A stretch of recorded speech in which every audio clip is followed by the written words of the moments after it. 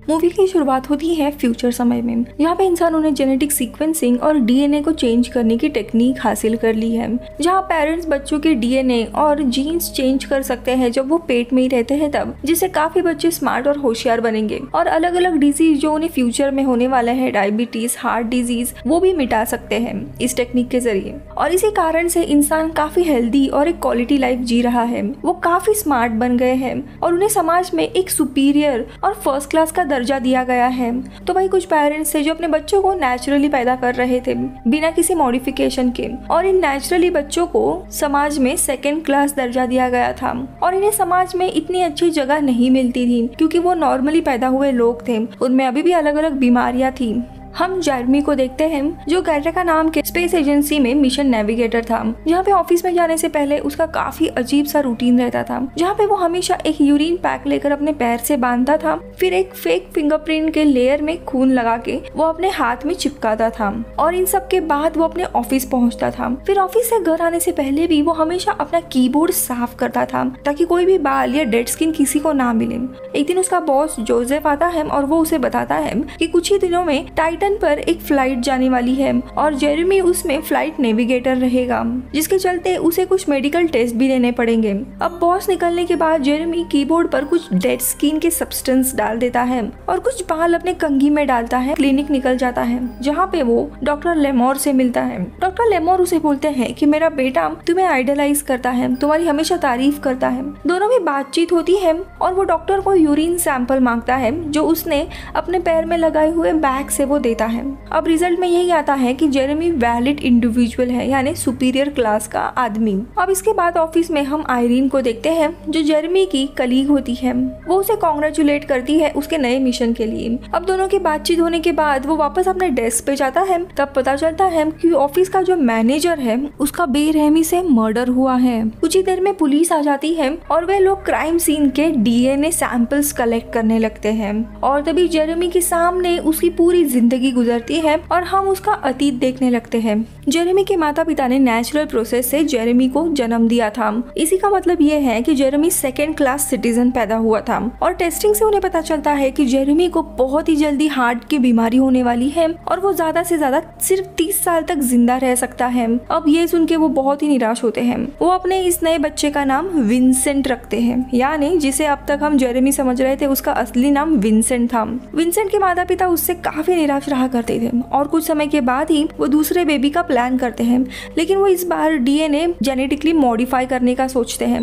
Doctor उन्हें explain करता है कि उनके होने वाले बच्चे को जेनेटिक डिजीज जैसे कि हार्ट बीमारी या फिर डायबिटीज ये नहीं होंगी और तो उसने कुछ ऐसे भी जीन्स निकाले हैं जिसके कारण बड़े होने के बाद उनका ये बच्चा टकला नहीं होगा या फिर आगे जाके शराब नहीं पिएगा या मोटा भी नहीं हो सकता। बेसिकली डॉक्टर ने ऐसे इसके लिए किया है क्योंकि वो खुद टकला था, यानी वो बच्चा काफी हेल्दी पैदा होगा और उन्हें जल्दी सेकेंड बेबी हो जाता है जिसका नाम था एंटोन। और उसका डीएनए अल्टर करने के कारण एंटोन विंसेंट से भी छोटा होने के बावजूद वो विंसेंट से ज्यादा फास्ट और स्मार्ट और स्ट्रॉन्ग ग्रो कर रहा था।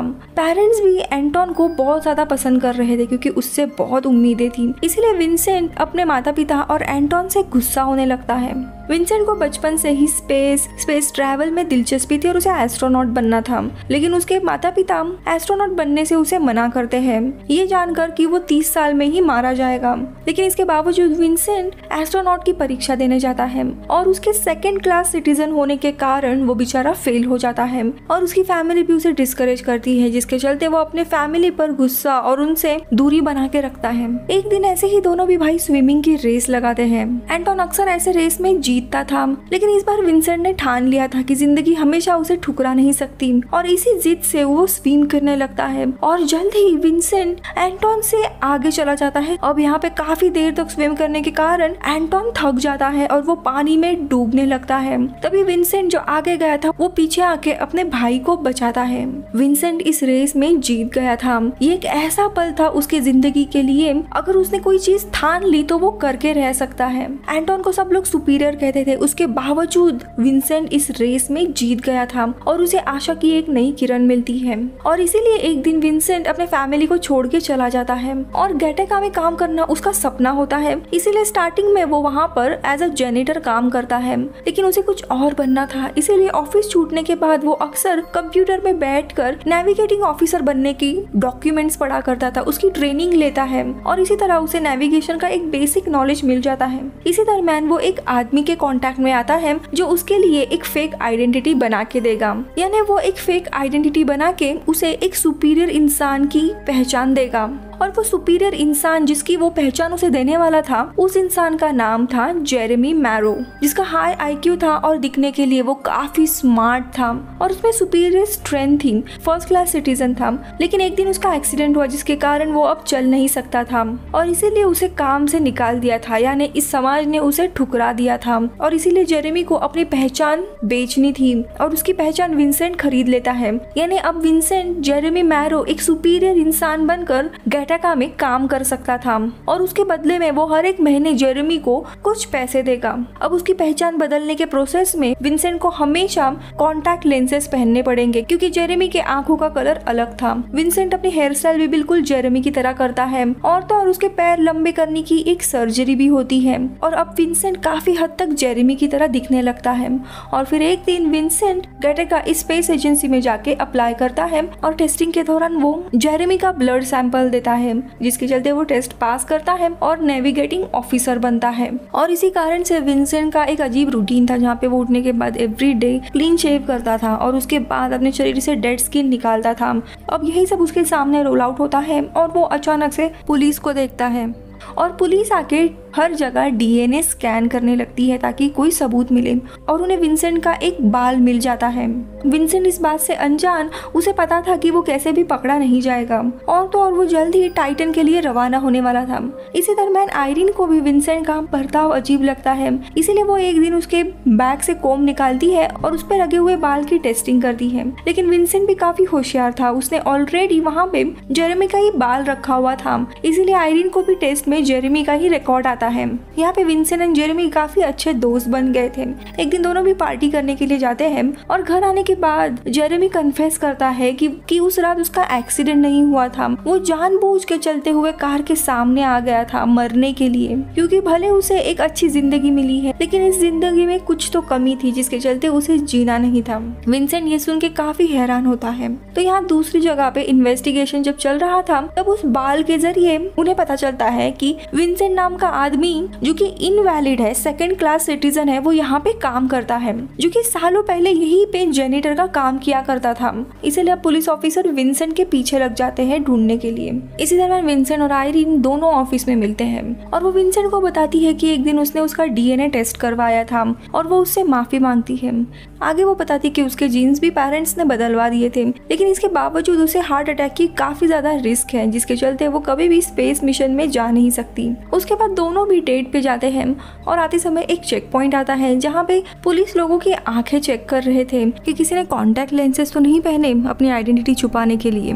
अब ये देख विंसेंट समझ जाता है और वो अपने कॉन्टैक्ट लेंसेज निकाल देता है। पुलिस उसे चेक करती है और कॉन्टैक्ट लेंसेज ना होने के कारण विदाउट एनी सस्पिशंस दोनों भी आगे बढ़ते हैं। लेकिन विंसेंट को चश्मा था इसीलिए अब उसे धुंधला दिखने लगता है। इसी दरम्यान आयरीन विंसेंट को एक जगह दिखाने के लिए लेके जाती है, लेकिन विंसेंट को धुंधला दिखने के कारण वो काफी मुश्किल से वो रास्ता क्रॉस करता है और आगे दोनों भी सोलर फार्म में चले जाते हैं जहाँ पे दोनों भी सुंदर सनराइज देखते हैं। इसी दरम्यान आयरीन नोटिस करती है कि विंसेंट की आंखों का कलर अलग है, लेकिन वो कुछ कहती नहीं है। तो यहाँ पर पुलिस को ऑफिस में एक पेपर कप मिलता है जहाँ पे विंसेंट की सलाइवा थी और उन्हें श्योर हो जाता है कि विंसेंट जो यहाँ पे जेनेटर का काम करता था वो अभी गैटेका में काम कर रहा है। इसलिए पुलिस हर एक एम्प्लॉय का ब्लड लेने का सोचते हैं। विंसेंट जब अपनी टेस्ट देने के लिए जाता है तब उसने जेरेमी के खून की एक शीशी ली थी। उसका ब्लड वायल में डालने के बाद वो जानबूझ के दर्द के मारे जोर से चीखता है और चुपके से अपने ब्लड की शीशी जेरेमी के ब्लड से चेंज कर देता है और वो टेस्ट में पास हो जाता है। अब ये देखते हुए पुलिस वापस एक दूसरी एम्प्लॉय की टेस्ट कंडक्ट करने का सोचती है, लेकिन विंसेंट के जो बॉस रहते हैं वो मना कर देते हैं क्योंकि बहुत ज्यादा टाइम वेस्ट हुआ था और 2 दिन के बाद इनकी टाइटन का मिशन लॉन्च होने वाला था। अब रात में आयरीन और विंसेंट वापस डेट पे जाते हैं। वो दोनों भी रोमांटिकली इन्वॉल्व हो ही रहे थे, तभी वहाँ पे वही पुलिस आती जाती है विंसेंट को पकड़ने के लिए। ये देखते हुए विंसेंट और आयरीन बैक गेट से भागते हैं, लेकिन वहाँ पर भी पुलिस थी, लेकिन उसे मारते हुए विंसेंट और आयरीन वहाँ से भाग जाते हैं। जहाँ पे आयरीन उसे पूछती है कि आखिरकार तुम कौन हो।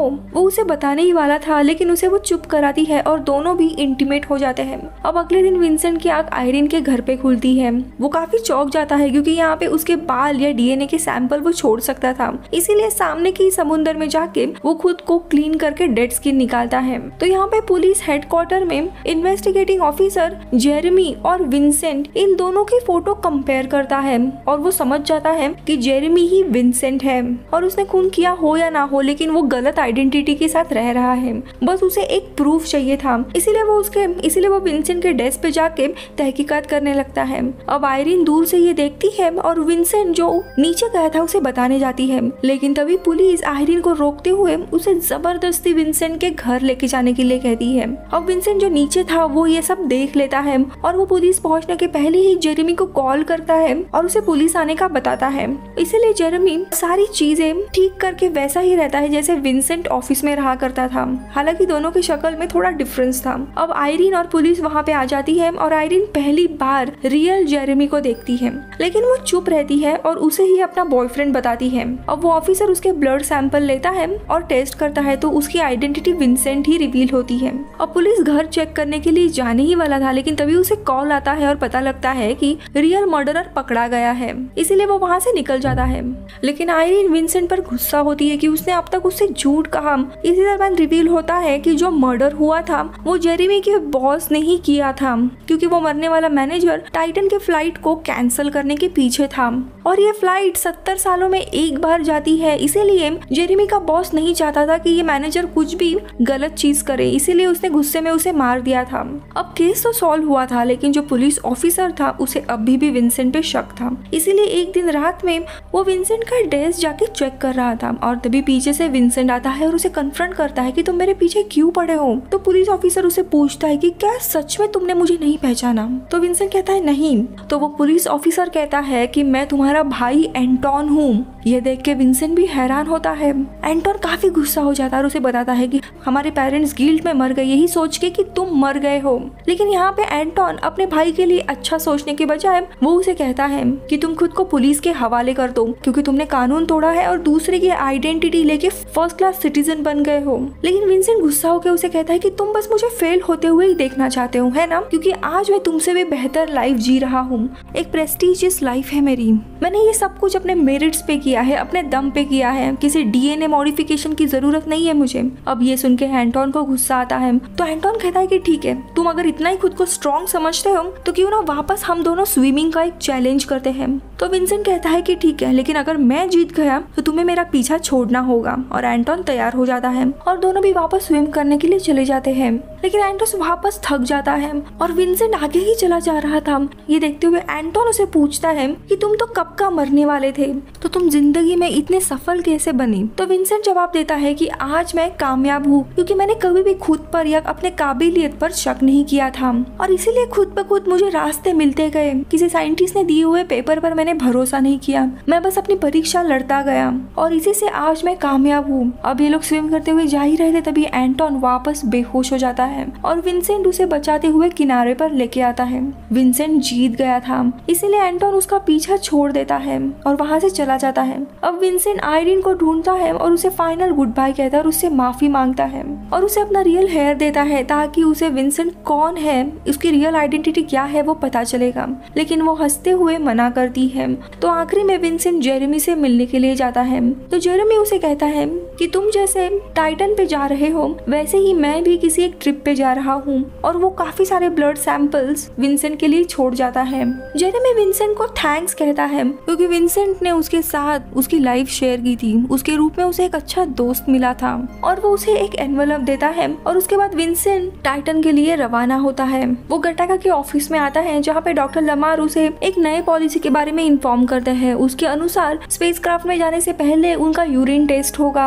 अब विंसेंट को ना चाहते हुए भी खुद के सैंपल्स देने पड़ते हैं और यहाँ पे मेन प्लॉट रिवील होता है और तभी डॉक्टर लेमार उसे कहता है कि मेरा बेटा तुमसे काफी ज्यादा इंस्पायर्ड है क्योंकि उसे भी गटाका के लिए काम करना था। वो सुपीरियर होने के बावजूद वो टेस्ट में रिजेक्ट हुआ शायद वो तुम्हारी तरह ही एक दिन यहाँ पे काम करेगा। और हंसते हुए डॉक्टर उसे कहते हैं कि मुझे पहले दिन से पता था कि तुम्हारी आइडेंटिटी फेक है, लेकिन अपने बेटे जैसा ही तुम्हें अपना सपना पूरा करते हुए देख मैं चुप रहा। और डॉक्टर लेमार फिर इनवैलिड रिजल्ट को वैलिड कर देते हैं, जिसके चलते विंसेंट स्पेसक्राफ्ट में चला जाता है।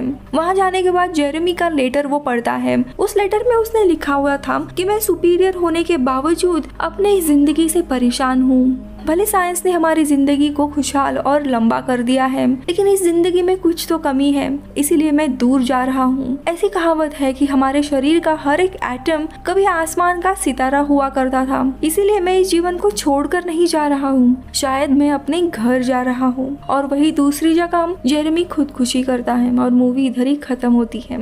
आपको इस मूवी के बारे में क्या लगता है मुझे जरूर बताइए। दोस्तों, हमने जो मूवी में फ्यूचर देखा वो ज्यादा दूर नहीं है, क्योंकि 2020 में ही 2 डॉक्टर को नोबेल प्राइज मिला था, क्योंकि उन्होंने डीएनए एडिटिंग का टूल बनाया है। उन डॉक्टर्स का नाम है इमैनुअल शारपॉन्टी और जेनिफर डॉटनम। हालांकि इसके पहले चाइना के एक डॉक्टर ने 2 बेबीज को जेनेटिकली मॉडिफाई करके जन्म दिया था। यानी इसके चलते आज से 100 साल के बाद अगर ऐसी सोसाइटी हो तो हमें सरप्राइज नहीं होना चाहिए। आपका क्या ख्याल है मुझे कमेंट्स में बताइए। Bye bye.